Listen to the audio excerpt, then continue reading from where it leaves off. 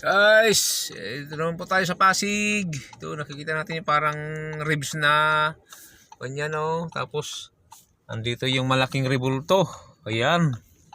Ayan, oh, guys. Oh, laki. Nakatalikod. Ito naman yung mga parang ribs ng alupihan. Ayan, dami, laki. Yan, kabilaan po yan. Dito rin po sa kabila. Oh, kung hindi nakakaalam, sa Pasig po ito, guys. Oh, ganda ng Pasig. Ano, ng mga ribs. Ano tawag dyan?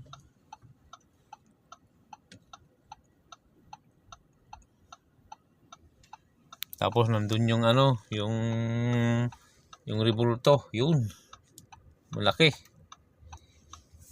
Yan guys. So, ganun lang po boss, mga idol. At tayo ay pag-alagala lang dito, paikot-ikot.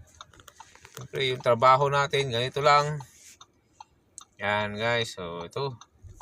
Nandito tayo sa mall ng Pasig.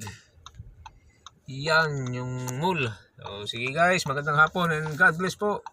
Ingat po tayo.